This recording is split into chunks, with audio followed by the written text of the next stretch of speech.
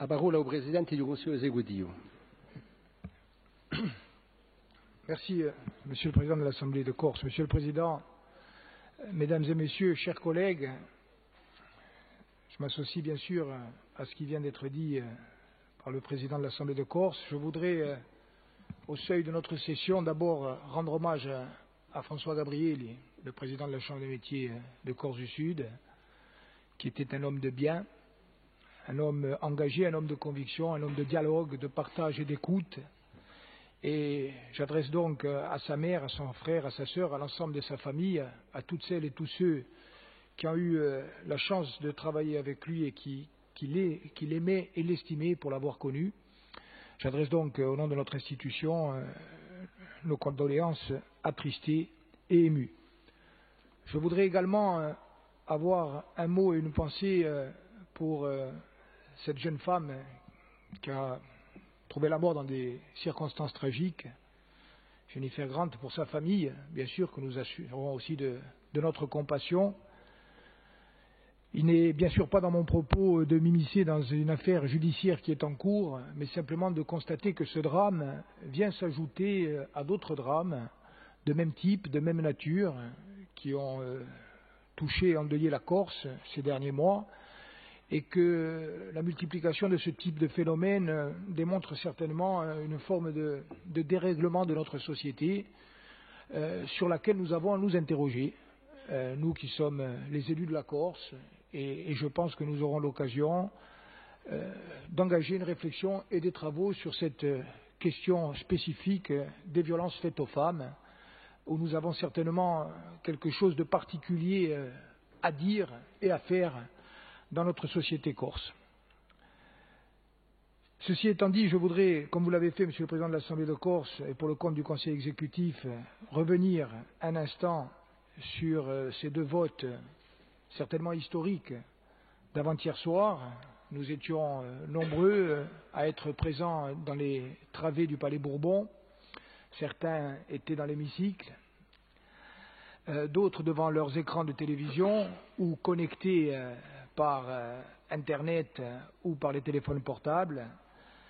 Nous avons eu conscience de vivre un moment important et je voudrais également, comme vous l'avez fait, même si cela peut paraître redondant, adresser nos remerciements à toutes celles et tous ceux qui, pendant plusieurs années, et grâce à leur investissement individuel et collectif, ont contribué à ces votes. Alors bien évidemment, je ne citerai pas tout le monde, j'aurai d'abord un premier regard reconnaissant vers l'ensemble des équipes administratives qui ont souvent dans l'ombre travaillé, vous les avez cités, vous avez cité José Colombagne, bien sûr, Chantal Perrette et Serge Thom, et l'ensemble des fonctionnaires qui nous ont accompagnés sous la mandature précédente et sous celle-ci. Je voudrais bien sûr rendre hommage aux élus, la majorité d'hier, le président du Conseil exécutif d'hier, les conseillers exécutifs d'hier, l'ancienne majorité territoriale qui ont porté sans faiblir ce dossier, y compris dans des circonstances politiques qui n'étaient pas faciles. Je voudrais dire aussi que sur le principe de cette voie de collectivité unique, de collectivité unie, de collectivité une, de collectivité tout simplement de Corse, il y a un consensus et même une unanimité, puisqu'il a été dit et redit, y compris par la droite qui a voté le texte, qui a voté contre le texte, que le principe de cette organisation nouvelle de nos institutions était un bon principe. Et donc je pense que dès lors qu'il est acté, nous devons aujourd'hui travailler tous ensemble à ce que le principe se décline de la façon la plus opérationnelle, la plus complète et la plus efficace possible. Donc hommage aux élus, vous dire aussi que nous avons vécu au Palais Bourbon des moments forts, rendre hommage à celui qui est désormais unanimement considéré comme le 5e député de la Corse, François Pupponi, nos 4 députés bien sûr, nos sénateurs, mais dire aussi que au-delà de l'engagement de nos élus, il y a eu aussi l'engagement d'élus qui ne sont pas corses. Il y a eu l'engagement d'élus qui ne sont pas corses, des élus, des députés. Moi, je retiendrai notamment cette intervention de Paul Molac, qui, au sein de l'hémicycle, est venu rappeler ce qu'a été la contribution de la Corse et de son peuple, de la Corse et de son peuple. Ce sont les expressions qu'il a employées à la cause de la démocratie, à la cause des valeurs universelles, en vantant notamment les mérites de la Constitution paoline et en rappelant, comme avait pu le faire Michel Rocard en son temps, que ce qui avait mis fin à cette expérience démocratique était une conquête militaire. Il y a eu aussi les mots renouvelés du ministre Bailey, qui, à plusieurs reprises, a insisté pour dire qu'il était heureux du travail mené en faveur de la Corse et du peuple corse, entraînant à chaque référence à cette notion des soubresauts convulsifs de la part de notre cher Amédée de Buisson de Courson, qui s'exclamait à haute voix: il n'existe pas de peuple corse. J'ai eu l'occasion de dire, et je le redis ici, le croit-il lui-même? Le croit-il lui-même, lui qui est un fin connaisseur de l'histoire, du droit? Qui peut véritablement croire, lorsqu'on regarde l'histoire, lorsqu'on regarde ce que nous avons fait, lorsqu'on regarde ce que nous faisons, lorsqu'on regarde ce que nous sommes, qui peut véritablement croire que le peuple corse n'existe pas? Le peuple corse existe et le peuple corse doit être reconnu. La difficulté est que la Constitution actuelle ne permet pas cette reconnaissance, mais c'est un débat tout à fait différent de celui de l'existence de notre peuple. Je voudrais avoir un mot particulier pour Pierre Chaubon, bien sûr, puisqu'il était le président de la Commission législative et réglementaire et que, au-delà du principe affirmé, il y a eu la déclinaison juridique, technique, d'un chemin qui n'allait pas de soi, y compris dans des périodes de grande difficultés, aussi bien techniques que politiques. C'est tout cela qui a conduit à ce point d'arrivée avec, un peu en forme de clin d'œil, une histoire qui s'est terminée par où elle avait commencé. D'abord un mot donc pour le ministre Bailey, un mot effectivement pour Madame Marie-Christine Jalabert qui a été un soutien précieux, mais aussi pour dire que nous avons été émus par les mots de Marie-Lise Lebranchu. Et je me tourne vers celles et ceux qui étaient là, parce que Madame Lebranchu, qui était la ministre qui a engagé ce cycle et ce processus, s'est levée pour prendre la parole alors que cela n'était pas prévu, et est venue dire que son intervention, cette intervention qu'elle s'apprêtait à faire, était probablement la dernière de sa vie politique de parlementaire, puisqu'elle ne sollicitera pas la reconduction de son mandat. Et elle a dit en des mots très simples, très directs, très émouvants, qu'elle était heureuse de pouvoir achever cette période de sa vie en parlant de la Corse et en parlant de ce dossier. Et elle a dit avec les mots du cœur qu'elle était rentrée, je la cite, bretonne dans cette affaire et dans ce dossier, et qu'elle en était ressortie corse. Qu'elle en était ressortie corse, pétrie et façonnée par ce que ce pays est, et la puissance et le sens qu'il exprime. Donc je pense qu'il est normal qu'aujourd'hui, au moment où ces lois ont été votées, nous disions publiquement et solennellement que nous avons entendu ces mots, qu'ils nous ont touchés, qu'ils nous ont émus et qu'ils ont renforcé chez nous la conviction qu'un autre chemin est désormais possible. Et vous aurez compris que je fais ainsi la liaison avec à la fois le rendez-vous essentiel de la vie politique française, l'élection du président de la République, mais également la visite annoncée du président François Hollande. Un autre chemin est désormais possible, et cela fait aussi écho, Jean-Martin, à ma réponse de ce matin à votre question, au-delà des taquineries, sur le fond. Sur le fond, nous sortons d'un demi-siècle pour la période contemporaine de difficultés extrêmes, de convulsions, de conflits. Une page nouvelle a commencé à s'écrire en décembre 2015, mais au-delà de l'aspect électoral, de par la dynamique d'ensemble que nous avons toutes et tous contribué à impulser dans la société corse. Le retour définitif à l'apaisement, à la paix, le choix partagé par toutes et par tous de l'action exclusivement démocratique, la volonté, chaque fois que possible, de trouver des points d'équilibre, y compris lorsque les opinions sont très contradictoires et même opposées, la volonté partagée d'envoyer des messages d'espoir, de force, de sérénité, non seulement à la société corse, mais à l'extérieur de celle-ci. Nous sommes en train, collectivement, de récolter les fruits de cette démarche.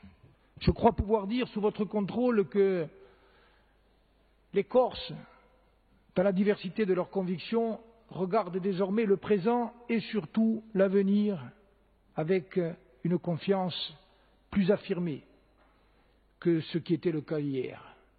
Je crois pouvoir dire sous votre contrôle que notre jeunesse, qui s'inquiète, qui s'impatiente, qui quelquefois se révolte, et comment ne pas la comprendre, que notre jeunesse trouve dans notre action aussi des raisons d'espérer, et que notre devoir est de conforter ces raisons d'espérer. Je crois pouvoir dire sous votre contrôle que, à Paris, à Bruxelles, en France, en Europe, en Méditerranée, on commence à regarder la Corse et les Corses avec un autre œil, non plus celui de la défiance, non plus celui d'une forme de condescendance, non plus celui du mépris, mais avec le regard du respect, avec le regard de la sympathie, avec le regard quelquefois d'une forme d'envie de ce que nous sommes en train de construire et de réaliser. C'est ce message-là que nous devons continuer à porter ensemble. Et je vous disais que nous le porterons devant les candidats à l'élection présidentielle, en ayant conscience que dans ce jeu électoral, d'un point de vue arithmétique, la Corse ne joue finalement qu'à la marge. Mais, et Fernand Braudel le disait déjà dans ses ouvrages, il se trouve que la Corse a une signification extérieure bien plus importante que sa signification propre. Et donc, ce que nous allons dire aux candidats à l'élection présidentielle, c'est ne regardez plus la Corse comme un problème ou comme une source de difficultés. Regardez-la comme une chance.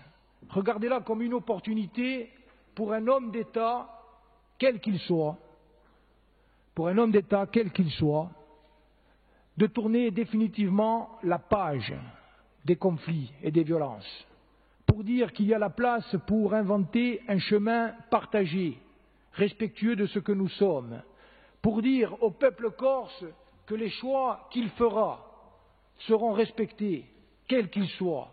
Et nous qui nous battons pour l'émancipation de la Corse, nous l'avons dit et nous le répétons, et je le dis au nom de l'ensemble de la majorité territoriale, nous avons toujours respecté, nous respectons et nous continuerons de respecter les choix du peuple corse, y compris s'ils ne vont pas dans le sens que nous préconisons.